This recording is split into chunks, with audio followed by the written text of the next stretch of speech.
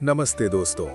जब जीवन बार बार हमें तोड़ता है, जब हर मुस्कान के पीछे कोई छुपा हुआ दर्द होता है और जब मन चुपचाप ईश्वर से पूछता है, हे प्रभु, क्या मेरी परीक्षा अभी बाकी है?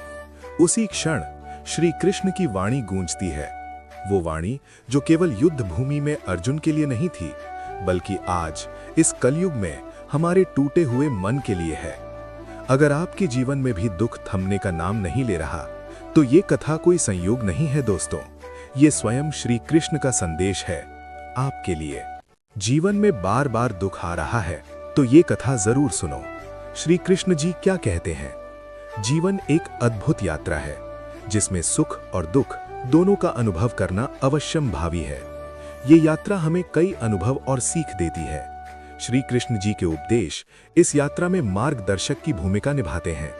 जब दुख हमारे सामने आता है तो यही उपदेश हमें संजीवनी प्रदान करते हैं। इस लेख में हम देखेंगे कि कैसे जीवन में बार बार आने वाले दुखों का सामना किया जाए और श्री कृष्ण जी के अद्भुत शिक्षाओं के माध्यम से हम कैसे मजबूत बन सकते हैं। जीवन का चक्र सुख और दुख के साथ जुड़ा हुआ है। जब हम सुख में होते हैं तो अक्सर ये महसूस करते हैं कि ये हमेशा के लिए है, लेकिन जब दुख आता है तो वो सब कुछ बदल देता है। श्री कृष्ण जी के अनुसार जो भी आता है वो जाता है। ये शिक्षा हमें बताती है कि सुख और दुख दोनों ही अस्थायी हैं। जीवन में सुख और दुख एक प्राकृतिक संतुलन बनाए रखते हैं। अगर हम हमेशा सुख में रहें तो हम कठिनाइयों का सामना नहीं कर पाएंगे। वहीं अगर दुख ही दुख हो तो हमें जीवन के आनंद का अनुभव नहीं होगा। इसीलिए हमें दोनों को स्वीकार करना सीखना चाहिए। जीवन का उद्देश्य केवल सुख प्राप्त करना नहीं है, बल्कि ये है अनुभव से सीखना।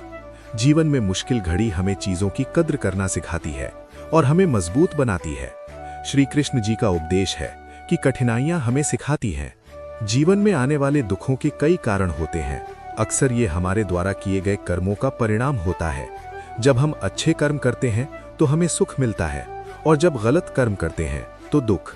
श्री कृष्ण जी हमें याद दिलाते हैं कि कर्म करो, फल की चिंता मत करो। इसका अर्थ है कि हमें अपने कार्यों पर ध्यान देना चाहिए, उनके परिणाम पर नहीं। हम कितने भी अच्छे होते हैं, जीवन में अप्रत्याशित घटनाएं घट सकती हैं।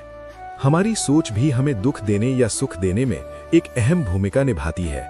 जब हम नकारात्मक सोच के साथ जीते हैं तो हम दुख को ही आकर्षित करते हैं। सकारात्मक सोच और दृष्टिकोण रखने से हम अपने जीवन को ज्यादा खुशहाल बना सकते हैं। जीवन में कठिनाइयों का सामना करते समय धैर्य और संयम सबसे महत्वपूर्ण होते हैं। श्री कृष्ण जी ने गीता में बताया है कि धैर्य सबसे बड़ा गुण है। धैर्य रखने से हमें कठिनाइयों का सामना करने की शक्ति मिलती है। धैर्य से हम अपने विचारों को स्पष्ट कर सकते हैं और सही निर्णय ले सकते हैं। संयम केवल शारीरिक स्तर पर नहीं, बल्कि मानसिक स्तर पर भी जरूरी है। जब हम संयम रखते हैं तो हम अपने प्रतिक्रियाओं को नियंत्रित कर पाते हैं। श्री कृष्ण जी का इनपुट होगा कि जब हम अपने मन को नियंत्रण में रखते हैं तो हम अपने दुखों को कम कर सकते हैं। भगवान में आस्था और भक्ति हमारे जीवन को एक नई दिशा देती है। जब हम भक्ति में लीन होते हैं तो दुख हमारे सामने केवल एक चुनौती बनकर रह जाता है। श्री कृष्ण जी कहते हैं कि मैं अपने भक्तों की रक्षा करता हूँ। प्रार्थना एक सरल लेकिन प्रभावी साधन है। जब हम प्रार्थना करते हैं तो हम अपने दुखों को भगवान के समर्पित कर देते हैं, जिससे मन का बोझ हल्का होता है। प्रार्थना हमें एक नई ऊर्जा देती है। भक्ति के अनेक मार्ग हैं। ज्ञान, भक्ति, ध्यान और सेवा के माध्यम से हम भगवान के करीब जा सकते हैं। जब हम भगवान के प्रति अपनी निष्ठा और प्रेम प्रकट करते हैं तो वो हमें सुख की ओर ले जाते हैं। आध्यात्मिक ज्ञान हमारी आत्मा के स्वरूप को समझने में मदद करता है। जब हम आत्मा की पहचान करते हैं तो हम दुख को भौतिकता से अलग कर सकते हैं। श्री कृष्ण जी का ये कहना है कि आप स्वयं को जानें। ध्यान आत्मज्ञान की ओर ले जाता है। जब हम ध्यान करते हैं तो मन की शांति और सुख का अनुभव होता है। ध्यान के माध्यम से हम अपनी भावनाओं को नियंत्रित कर सकते हैं। हम आत्मा है जो अमर है। जब हम इस सच को समझ लेते हैं तो दुख हमारे लिए छोटा और अस्थायी महसूस होता है। ये वास्तविकता हमें सही दृष्टिकोण देती है। दुख को स्वीकार करना सीखना बहुत महत्वपूर्ण है।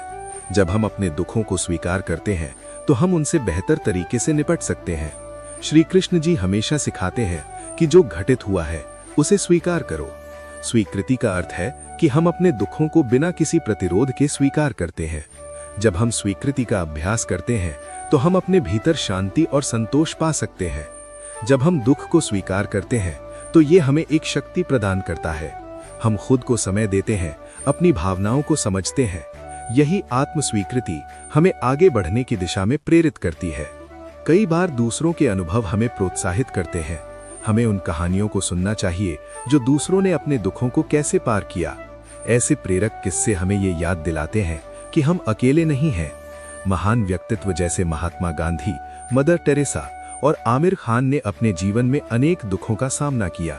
उनके अनुभव हमें बताते हैं कि क्या किया जा सकता है और ये हमें अपनी राह पर चलने के लिए प्रेरित करता है। दुख और संघर्ष को साझा करने से हल्का महसूस होता है। मित्र या परिवार के साथ अपने मन की बात साझा करके हम मदद पा सकते हैं। दूसरों के साथ साझा करना हमें एक नया दृष्टिकोण देता है। जीवन में सुख और दुख का चक्र निरंतर चलता रहेगा। श्री कृष्ण जी के उपदेश हमें यह सिखाते हैं कि हमें इस चक्र को स्वीकार करना चाहिए और अपने जीवन का अनुभव लेना चाहिए। हमें अपने कर्मों पर ध्यान देना चाहिए, धैर्य और संयम रखना चाहिए, भगवान के प्रति आस्था बनाए रखनी चाहिए और आत्मा की पहचान करनी चाहिए। जब भी हम दुख का सामना करते हैं तो हमें याद रखना चाहिए कि ये भी गुजर जाएगा। हम सभी भगवान के प्रेम के पात्र हैं। हमारी क्षमताएं असीमित हैं, बस हमें उन्हें पहचानने की आवश्यकता है। चलिए हम श्री कृष्ण जी के उपदेशों को अपने जीवन में अपनाते हैं और दुखों को अवसरों में बदलते हैं। यही जीवन का असली अर्थ है। समझ लीजिए, दुख आपको दंड देने नहीं आता, वो आपको जगाने आता है। श्री कृष्ण कहते हैं, जिसे मैं सबसे अधिक प्रेम करता हूँ उसे ही सबसे गहरी सीख देता हूँ। आप शरीर नहीं है, आप वो आत्मा है जिसे कोई दुख छू नहीं सकता। आज जो पीड़ा है वो कल आपकी प्रार्थना बन जाएगी और जो आंसू आज बह रहे हैं वही कल आपकी शक्ति बनेंगे। बस एक बात याद रखिए, जहां विश्वास है वहां श्री कृष्ण स्वयं सारथी बन जाते हैं। जय श्री कृष्ण। दुख ठहरता नहीं, लेकिन प्रभु का प्रेम कभी जाता नहीं।